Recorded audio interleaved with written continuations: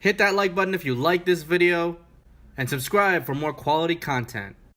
What's going on, guys? It's Dorian from Cravings, and today we're doing a True Draco deck profile. This True Draco deck I took to 4-1 games this weekend, and I got top 8 in a triple box tourney, so I brought home a magnificent amount of packs. But I just want to showcase more of a pub stomper deck, something you can take, something you can build easy and you can play.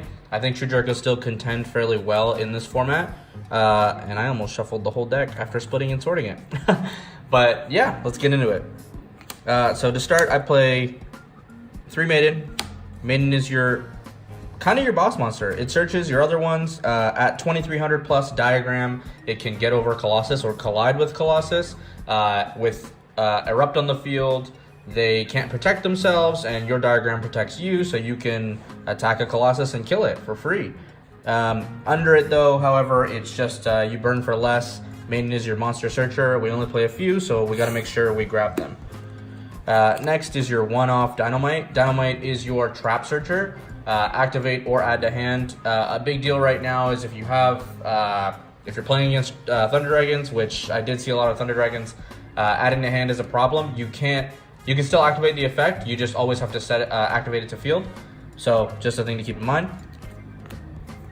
We play 3 Ignis Heat. 3 Ignis and 3 Maiden are the ideal number because, like I said, you can get over the bigger boss monsters. Right now, nothing is really at 3k, and if you have to, you can just have its attack. But if you just need to straight up attack, 2700 will also get you over a Colossus. Ignis will get you your spells, and that's pretty much it for the monsters. We call them monsters still. They are traps. Infinite Impermanence is like the only hand trap you can play that you don't have to discard. You can set it. If you're playing Card of Demise, you can activate this and nerf a Colossus. You can pretty much nerf anything with this, and that's what it's good for. It's also good to stop the FTKs. When you're going to a locals, you should expect everything, and these, just like Ashes, are great 1-card negates, and that's why I play them. I tried and tried to find a way to play more of this. We just saw the Banlist release this to 3. The Monarch Stormforth is a good one-off card. It gets you out of certain situations. You can always chain it to diagram if you happen to go first and you open it. Otherwise, it's just a good card to have. I played 2 Pot of Duality because Pot of Duality is one of the worst add-to-hand searchable cards. If you open this now in a T-Drag format, you can't activate it. It's a dead card pretty much. You can diagram it away because you're adding to hand. I only played 2 because you really do hate to see 1 or 2 of them appear off of 1 Pot of Duality excavation. So that is why I played 2. I hate playing 3 because I always open more than 1 of them. And if you open more than 1 of them, you can only activate them once a turn. It also gives you more room for other cool cards. Speaking of cool cards, I play 3 Card of Demise. Card of Demise is like a staple for the True Dracos. You're not special summoning, just like Pot of Duality. You can meet the conditions for both. These are just French. They are great cards because they allow you to draw what you need. You're always going to draw what you need, so it allows me to play less floodgates, more draw. Less floodgate consistency means more variance, which you'll see when I show you the floodgates later. We are playing the True Draco Erupt version, so it's mostly just floodgates with no extra deck.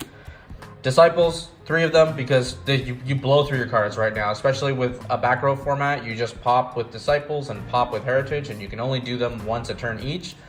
Speaking of both, Disciples will cycle back your cards. True Draco Heritage will draw you some more cards. We play 3 of each of those. We play 3 Diagram and 2 Terraforming. 2 Terraforming equals 5 Diagram. Terraforming means that you can always get Diagram if you need it. Some people are playing the Monarch version with Domain. I thought about it. I did play test it for a while, but sometimes you end up drawing into Domain and it really doesn't help you as much as these do, and the traps, like the floodgates, are more consistent. I play 3 Apocalypse, 1 Return. It'd be nice if Return could come back to at least 2 or maybe even 1. The specialing ability you hardly do anymore. It's just you do it during battle phase to protect you from a monster. You can last a turn or 2 without getting OTK'd. Return's also a good card for you to summon on their turn. Apocalypse is your win all, get over anything. The biggest monster in your deck right now is Dynamite at 2500, with Diagram at 2800, which means you can't climb over Titan and you can't climb over a lot of 3k beaters, even Borreload or pretty much anything that's higher than 3k. So you have to have their attack. You can continuously do this, and it'd be nice to play more True Draco cards that allow you to do that. I'll consider trying to find better True Draco cards in the future, but right now this is pretty much the deck staple. 2 Waterfall, because it better be a Draco staple at this point. You're adding either a worm from deck to hand. You can't do that under Colossus, but you can send as many worms from your hand or field and draw that many +1. So it's a good draw card, but it can get ashed because one of the effects adds to hand. So just look out for that, especially if you're worried about getting ashed or ash bait. Just like Maiden though, we need to get our monsters when we need them, and they also are more draw power, so you can get rid of a monster if you find you have too many. Imagine saying that, too many monsters in a Draco deck. Finally, we have the 3 Erupt. The 3 Erupt are the main thing that will prevent your opponent from playing the game. It'll prevent the protection effect for Colossus and Titan. It'll also prevent any on-field effects for monsters that aren't tribute summoned. It's the best floodgate. It's your 3 skill drains on top of your 4th skill drain.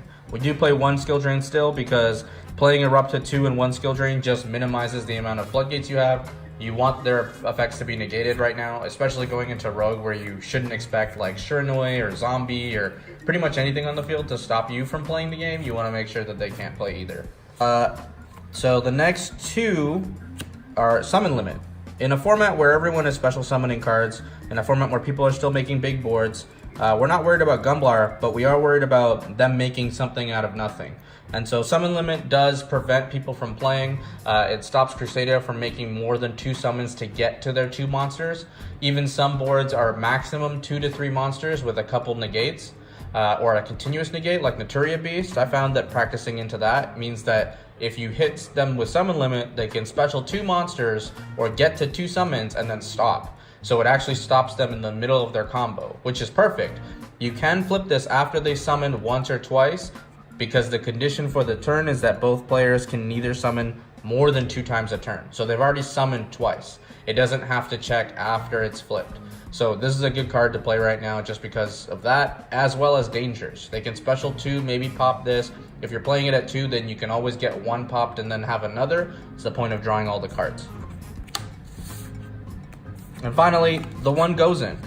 You're also playing an elemental deck. So every one of your True Dracos is either a fire, a water, or a wind. This will hurt you as much as it hurts them, but it doesn't hurt you that much because it's True Draco and you only really need 1 monster. You only play 1 of these because playing it at 2 would probably hurt your deck more. This is a 40 card deck, so you're good at the 1 of. The 1 of you'll draw. If you really need it, you could play more, but I played this and I was fine. It was perfect, especially against T-Drag because half of them are dark and half of them are light. And by then you already have your Erupt and stuff, so you're pretty much Gucci from there. Off to the side deck. So side deck would be your standard 3 floodgates, your win more card. I play 3 border. I didn't side these in once because it didn't come up. I was either going first all the time because people are playing going second, and I already had enough cards in my deck that made it worthwhile.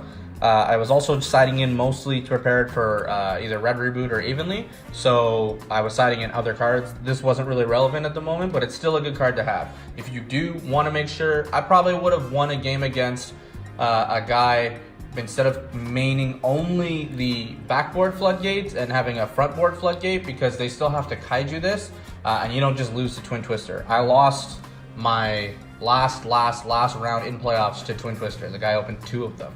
So realistically, if I had this and back row, it would have been better. Obviously, you should be playing 3 evenly. 3 evenly gets around either the mirror match, it gets around paleos, it gets around a lot of rogue and like random stuff that people will set all the time. Evenly is also good because if they're making a big board, you're not trying to OTK, so you can just go into battle phase, get rid of their monsters, get rid of pretty much anything, and then you can play your whole turn in main phase too. It's not a problem. We play 3 Red Reboot because Red Reboot hurts you more than it hurts anybody else, pretty much, even for Altergeist. I didn't see any Altergeist, and Altergeist is at an all-time low of play right now, but you have a lot of traps, and if they Red Reboot you, if they Red Reboot you, you can Red Reboot their Red Reboot, and you can counter it, which means you get to play trap still, and they don't, which is great. You can also Red Reboot the Evenly Matched, which is also really good, and that was the protection. We also play 2 Rivalry. Rivalry is kind of tough in the format right now because going into like Striker, which is like 50% of the format, it's really good. Going into the other 50%, it's not. Crusadias are all dragons. Some of them are like Pendulums are all spellcasters. Altergeist are all spellcasters. The Thunder Dragons are either all Thunder or Danger, and the Danger ones are great because you can hit them with this. But if you're playing just T-Drag Pure, which a lot of people were because it's locals and they don't have expensive decks, then this doesn't do anything. So although it's a good floodgate for you to have in your deck and it doesn't hurt you, I'd prefer to just keep it sided just in case it does come up. We played 2 of these because this really hurt. A lot of things really hurt. Zombie World hurt. A couple other cards hurt, preventing me from, like, if Massive Restrict or anything comes up, you can, if they anti-spell you, you can play this. This is a good, it comes back. So Cosmic Cyclone at 2 is a good card to just get rid of floodgates for yourself. It gets rid of cards that you are worried about. It also triggers a couple effects. It doesn't trigger a couple effects because it banishes the card, it doesn't destroy them. So even if you're playing in the mirror match, you can hit a field spell or hit a continuous. You can hit a face down Salomon Great card because you're going to probably play this going into Salomon Greats and it's going to be worthwhile. And finally, the last 2 cards for more protection. Cards cannot be banished. Imperial Iron Wall at 2. Iron Wall helped me not get even lead. It also helped prevent a lot of the T-Drag stuff. It basically is my replacement for Lancia. Lancia stops people from banishing cards, but I don't want to lose a card in my hand. If I'm going first and they let me go first and they're siding in their evenlies to hit me because they want to do evenly, then this stops that. Obviously, if people start playing Cyclone again, then cards cannot get banished, but realistically, you're not going to get even lead. You can't even get Droll and Reincarnated, so realistically, you're fine. This also prevents things like Veilings from banishing itself to protected monsters. It also prevents a lot of other things that the T-Drag deck can do with the Chaos stuff. So this is just an all-in-all good floodgate that you want to put in and probably replace Gozen with or replace something else. My usual side ins and outs are, because you play inherent skill drains with Monarch's Erupt, you side out the 1 skill drain, and I hate to open the 3rd heritage, so I just side out the 1 heritage. The 1 heritage and the 1 skill drain is probably good enough. And that's pretty much it for the deck. Thank you guys so much for watching this video. If you like this video, subscribe, hit us with a like if you want to see more content, and we'll see you guys in the next one.